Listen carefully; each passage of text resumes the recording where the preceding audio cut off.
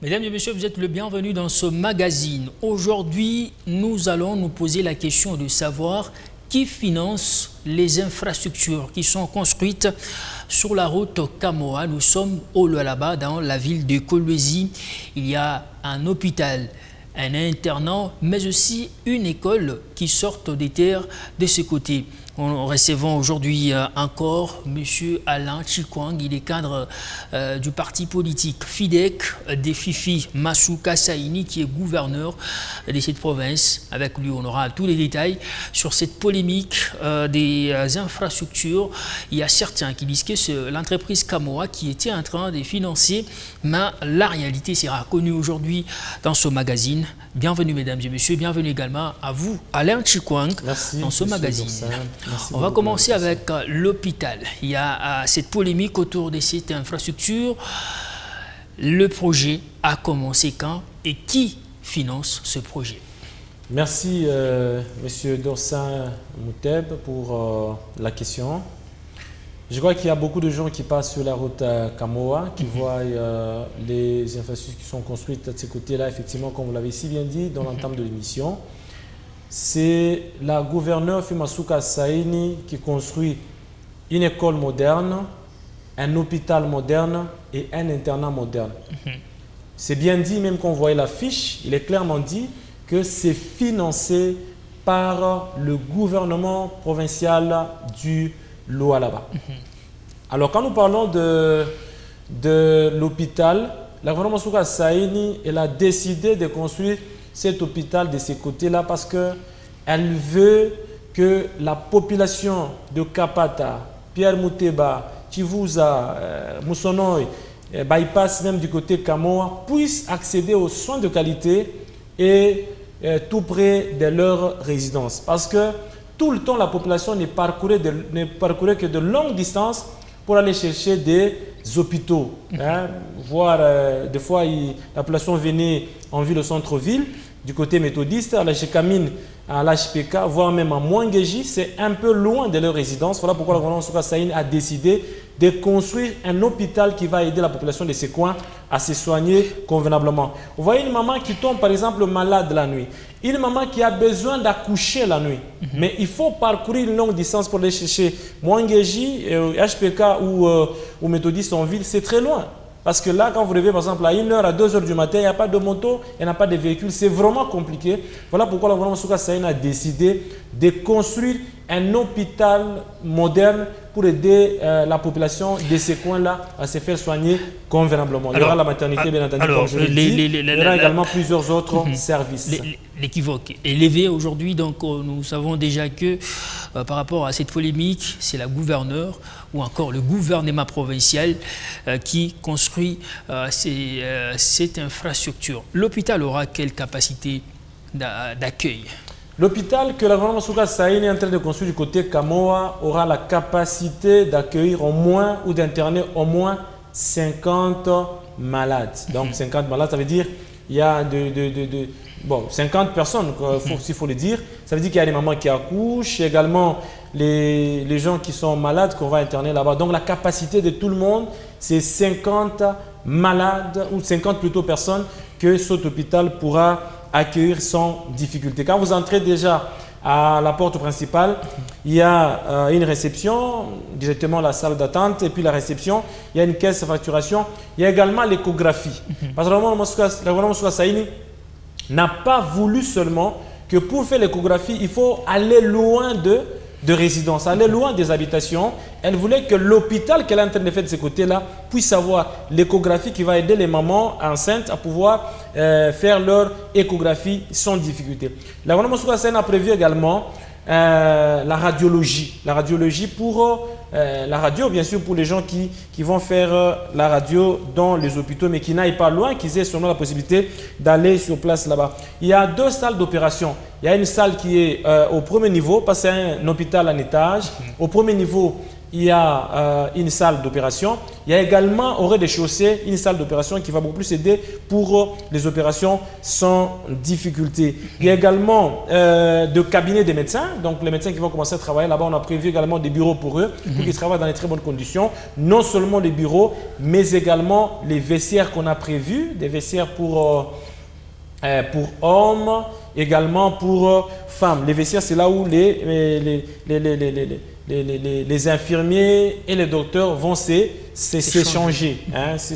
Donc, on a prévu également ça pour qu'il n'y ait pas de difficulté par rapport à ça. On a prévu pour le moment Moussouka Saïni également qu'il y ait un scanner de ces côtés-là. Donc, il y aura un scanner également qui va aider pour détecter certaines maladies dans le corps. Il y aura également un laboratoire pour les examens médicaux que les gens font le plus souvent. Donc, il y aura aussi un laboratoire sans difficulté. Mais également, comme je l'ai dit, il y a des maternités. Il y a la maternité qui aura aussi, mais il y aura également la technique. La technique est des couveuses pour aider les mamans.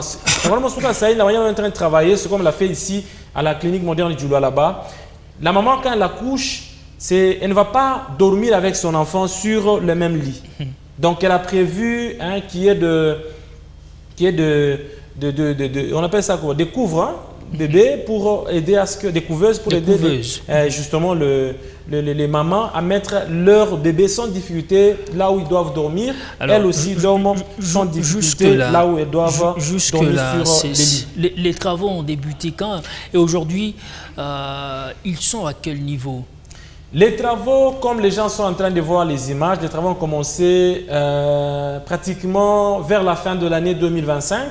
Et au moment où nous parlons, les travaux évoluent avec une grande vitesse. Parce que la maman Moussouka Saïni veut que cet hôpital soit terminé le plus rapidement possible pour aider la population de ce coin à se faire soigner convenablement. Les travaux ont commencé, mais on est en train de courir pour que nous puissions finir. Vous voyez les images vous-même, c'est pratiquement la fin parce que là on est dans les travaux de finissage. On a déjà mis la dalle premier niveau, déjà la toiture, c'est déjà les travaux qui sont en train de se faire déjà, la toiture au premier niveau, bien sûr, au-dessus du premier niveau. Donc, on est en train de finir avec la toiture déjà d'ici peu. Et parce que j'ai vu, tout est déjà sur place. Donc, les tôles sont déjà là. Et puis, les charpentes, ils sont en train de faire déjà des charpentes métalliques afin que l'on puisse avoir cet hôpital le plus rapidement possible. Et une grande équipe qui est déjà commise à la réalisation de ces travaux de finissage. Vous voyez déjà, c'est pratiquement la fin des travaux. Nous espérons que cet hôpital aura un plateau technique vraiment bien assuré. Oui, en tout cas, cet hôpital va beaucoup plus aider la population. Vous voyez, à l'époque de la GECAMINE, quand on voyait dans toutes les cités GECAMINE, la GECAMINE construisait d'abord un hôpital, une école. C'est ce que la gouvernement Moussouka Saïni est en train de faire également ici, mais la GECAMINE prévoyait également une place pour l'église. Mais là, vous avez déjà un hôpital, vous avez également une école pour aider à ce que les gens qui ont des parcelles de ce côté-là puissent également construire, qui voient à côté de leur résidence une bonne école et une bonne école. Parce que vous parlez de l'école, il y a également ce projet qui est en train d'être réalisé de ce côté-là. Parlez-nous de ce projet. L'école aura combien de salles? Les travaux sont à quel niveau? On atteint plutôt quel pourcentage d'exécution jusque-là? Voilà. Donc, M. Dorsin Mouteb, l'école que la gouvernement Moussouka Saïni est en train de construire sur la route Kamoa. Il y a des gens, bien entendu, qui ont également soulevé ces polémiques. Quand vous passez par là, vous allez vous-même voir sur la fiche, c'est bien écrit, financé par le gouvernement provincial du Lac. Donc l'école là, elle est construite par la gouvernement Moussouka Saïni Elle ne sera pas en taille basse, c'est une école qui sera en étage, qui aura un seul niveau. R+1. Donc, il y a justement R+1. Il y a le rez-de-chaussée, là il y aura des salles de classe. Également au premier niveau, il y aura des salles de classe. Cette école aura au rez-de-chaussée 17 salles de classe et au premier niveau également 17 salles de classe. Mais il y aura également une salle de conférence. Il y aura également une salle des professeurs, une salle de réunion pour les professeurs, également de toilettes, tout c'est prévu. Ça sera une école mixte qui va beaucoup plus aider les gens de ces côtés là-bas à étudier dans les très bonnes écoles. Parce que la gouvernement Souga Saïn investit beaucoup plus dans l'éducation parce que vous savez que l'éducation, c'est l'un des piliers de développement d'un pays. Un pays qui investit beaucoup plus dans l'éducation prépare la jeunesse, prépare ses pays pour le développement. Donc aujourd'hui, quand nous avons notre gouverneur, Fiuma Souga Saïni, qui nous construit des écoles, c'est une bonne chose qui va beaucoup plus aider cette province à ne pas avoir des analphabètes, que nous ayons vraiment des gens, des intellectuels, des gens qui pourront prendre la relève demain et après-demain dans ces pays et dans cette province. Les deux infrastructures évoquées permettent également le développement de ce coin du côté route Kamoa. Toute la population qui a des parcelles de ces côtés-là voudrait bien construire parce que on a ouvert la voie. Il y a maintenant des grandes infrastructures de ce côté. Vous avez parlé de l'école. Est-ce qu'il y aura la technique? Parce que vous le savez, le Lualaba, c'est une province minière. Justement. Nous devons avoir des gens qui sont formés dans les mines, dans beaucoup d'autres secteurs. Est-ce que cette école va vraiment répondre à cet appel? Voilà, l'école que vous voyez aura plusieurs sections, comme on le dit bien entendu. Il y aura plusieurs sections qui seront déterminées au moment opportun par les gestionnaires de l'école. Mais justement, ils vont prévoir également la technique pour aider à ce que les gens soient formés dans les métiers afin qu'ils soient vraiment utiles à la société. Parce que si aujourd'hui, dans notre province du Lualaba, nous savons que c'est une province essentiellement minière, nous devons également avoir des gens qui sont forts dans la soudure, dans la peinture et consorts, dans beaucoup d'autres domaines, que nous ayons également des gens comme ça. Donc, je pense bien qu'il y en aura également à l'école Umoja, que la gouvernement Souga Saïni est en train de construire du côté bypass. Également, à cette école, la gouvernement Souga Saïni a prévu qu'il y ait une bibliothèque pour aider à ce que les enfants qui seront là-bas, qu'ils aient la possibilité d'aller faire des recherches. Parce qu'actuellement, les enfants passent tout leur temps seulement sur les réseaux sociaux, en train de chercher sur TikTok ceci, sur Facebook cela. Nous vraiment ça veut que les enfants puissent également avoir la culture de la lecture. Voilà pourquoi elle a prévu une bibliothèque. Il y aura là où il y a la bibliothèque, il y aura également 2 salles d'études. C'est ainsi que derrière l'école, la gouvernement Souga Saïni a prévu un internat qui aura la capacité de 200 élèves. Donc, voilà. 100 du côté des garçons et 100 du côté des filles. Maintenant, quand les gens vont commencer à étudier, les garçons comme les filles, il y aura une seule bibliothèque commune. Mais il y aura 2 salles d'études. La salle d'études pour les garçons, donc c'est seulement les garçons qui se retrouveront là-bas parce qu'on ne veut pas avoir une seule salle d'études parce qu'ils vont tout le temps s'habituer et puis après ils sont internes là-bas, ça sera maintenant de grossesse, c'est autre chose. C'est que le gouvernement Souga Saïni ne veut pas dans la province du Lualaba, là où elle construit des écoles, elle veut que les enfants soient vraiment bien formés. Alors, je termine peut-être un aspect, c'est-à-dire elle veut que les enfants puissent avoir la culture de la lecture. Parce que vous savez, M. Dorsin, on dit toujours qu'un noir, lorsqu'on les cache les trésors dans les livres, il ne pourra jamais le retrouver parce qu'il n'a pas la culture de la lecture. Quand vous regardez, même dans la vie de Kolwezi, même beaucoup d'intellectuels, même les gens qui ont déjà fini les études, ce sont des gens qui ont presque oublié ce qu'ils ont appris à l'école ou à l'université. Donc ça veut dire, ce sont des gens qui n'ont plus l'habitude de lire. Ils se préoccupent seulement du manger et consorts, mais la lecture, ils ne s'en préoccupent plus. Mais ça fait que, vous voyez, il y a des gens qui ont étudié, mais qui ont oublié ce qu'ils ont étudié. C'est pourquoi j'ai toujours dit que chaque jour, on que doit cette bibliothèque soit fournie également. Oui, la bibliothèque sera également riche parce que ça permettra à ce que les gens puissent se documenter sans difficulté et qu'ils aient la possibilité de lire et connaître beaucoup de choses qui sont en train d'apparaître à travers le monde. J'ai évoqué 3 infrastructures qui poussent du côté route bypass, notamment l'école. On a parlé de l'hôpital. Maintenant, l'internat, vous avez justement évoqué la capacité et les travaux évoluent comment sur le terrain, parce que cet internat va également aider pour la formation des fils et fils de cette province, mais aussi d'autres qui viendront d'autres provinces, voudront bien être inscrits dans cet internat pour apprendre plutôt dans l'école Umoja qui sera justement à côté de l'internat. Parlez-nous de l'internat, l'évolution des travaux, la capacité également et peut-être le contour de ces travaux. Très bien. Monsieur Dorsin, la précision ici, c'est que l'école Umoja, là où elle est située, elle est clôturée. Elle est clôturée à une clôture de l'école. Quand vous dépassez la clôture de l'école, maintenant c'est après, il y a une barrière après l'école, mais les enfants aussi de l'école pourront également se faire soigner à l'hôpital sans difficulté. Quand vous voyez à votre gauche, à gauche de l'école, il y a maintenant une barrière. On a prévu une place pour la barrière afin d'aller du côté de l'hôpital. Même devant également l'hôpital, il y a une autre barrière. Mais derrière maintenant l'école, il y a également une barrière. Cette barrière-là, c'est pour l'accès, bien sûr, à l'internat. Cet internat aura la capacité de 200 élèves, comme je l'ai dit tantôt, mais également... Ça sera mixte, non? Ou bien... Oui, ce sera mixte, effectivement. Ça sera mixte, donc l'école sera également mixte, même l'internat. L'internat sera... Bon, il y aura une place pour les filles, du côté des filles, là où elles vont évoluer entre elles.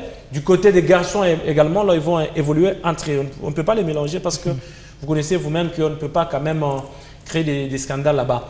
Alors, ce qui se passe, c'est que l'internat, au moment où nous parlons, les travaux évoluent convenablement parce qu'il fallait beaucoup creuser du fait que c'est une école en étage, l'internat est en étage, également l'hôpital est en étage. Donc, toutes les 3 infrastructures sont en étage. Il fallait creuser, on a beaucoup creusé et ils sont en train d'évoluer avec la fondation. Donc, au moment où nous parlons, le gouvernement Souka Saini a décidé de construire cette école et les choses évoluent normalement.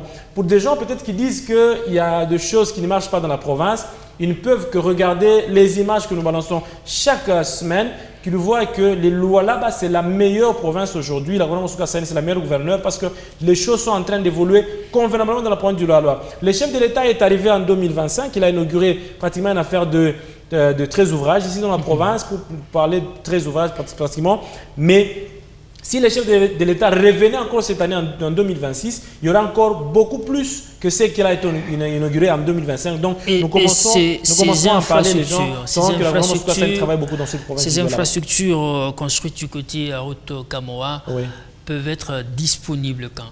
Oui, en tout cas, les travaux évoluent. Le chronogramme des travaux. Oui, les travaux évoluent normalement. En tout cas, si il faut parler de la fin des travaux, nous pouvons dire août à défaut décembre pour l'école et l'internat. Mais l'hôpital sera déjà disponible d'ici le mois de juin parce que le gouvernement Souka Saini a voulu que l'hôpital soit inauguré le plus rapidement possible pour permettre à ce que la population de ces coins-là puisse avoir accès aux soins de santé de qualité et tout près de leurs habitations. Alors, on note bien au mois de juin pour l'hôpital et mois d'août ou encore décembre pour les 2 autres infrastructures, notamment l'école et l'internat, l'école Umoja. Je précise bien. C'est ça. Oui, justement. L'école Umoja. Un petit mot? Oui, avant ce petit mot, donc aujourd'hui, la population doit retenir que toutes ces 3 infrastructures sont construites par le gouvernement provincial et toutes les rumeurs qu'il y avait, il n'y en aura plus. sont fausses. Il y a même des gens qui continuent à en parler, M. Dorsin. Il y a des gens qui continuent à en parler, bien qu'ils voient, quand ils passent par là, ils voient qu'il y a une affiche, mais ils continuent toujours à dire que non, c'est... Malheureusement, le temps nous fait défaut. Mais ce n'est pas Camoa, ce n'est ni la dotation de Camoa, ni la RSE, la responsabilité Merci beaucoup, mais c'est vraiment ce que merci beaucoup Alain Chikong d'avoir été là. C'est la fin de ce magazine. On vous retrouve très prochainement. Merci beaucoup, M. Dorsin, pour l'invitation.